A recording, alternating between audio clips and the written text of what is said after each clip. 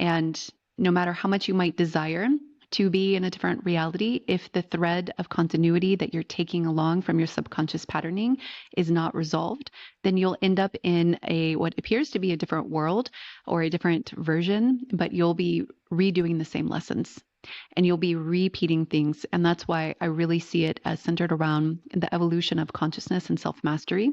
Because when you gain awareness of that, you can actually choose selectively with intention what lesson you want to work on versus just being like in the ocean, and the ocean is just pushing you around. This is what unconsciousness is like. You're just in your reality and everything's happening to you. And sometimes you have a wave that just knocks you over. And at a certain point on your self mastery journey, you get to decide. And you get to even walk out of the ocean if you want to, and to link up with the soulmate on the shore.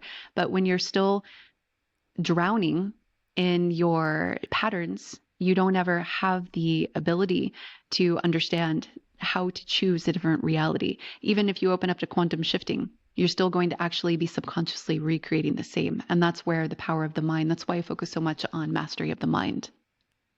Wow, I've never heard anybody talk about this specific, like choosing your lesson consciously. You can choose. And it's beautiful because you can actually opt in and opt out, and you can chart a course. Like, let's say you have a manifestation to come in as your higher self embodied in this life, and you have these goals and these desires. Well, you're going to have invitations all along the way. And imagine walking into a room and you see 5 doors. Well, when you're interrogating your reality, you're trying to understand what's behind those 5 doors. And let's say you open door 3 and you start walking through it and you realize energetically it's not for you. Well, if you're not in touch with your intuition and you're still mind based, you're going to keep walking and you're going to try to convince yourself that it's for you. And then you're going to play out a lesson. At the end of that hallway may not be a lesson that you want to experience, but you're going to experience it.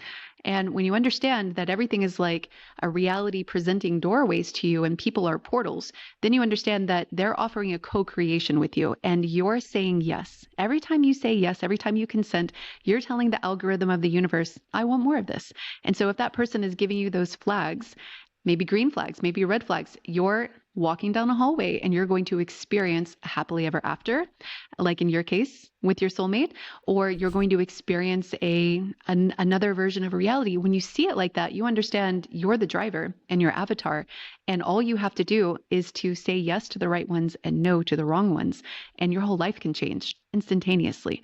But how you say yes and how you say no, when you see how you're giving up consent, you'll understand why certain things play out in your life and why people say you're not a victim and why Dolores Cannon says that your soul manifested something to come into experience something for you to learn something. And when you get that, then you understand I actually choose everything. And that's pure liberation.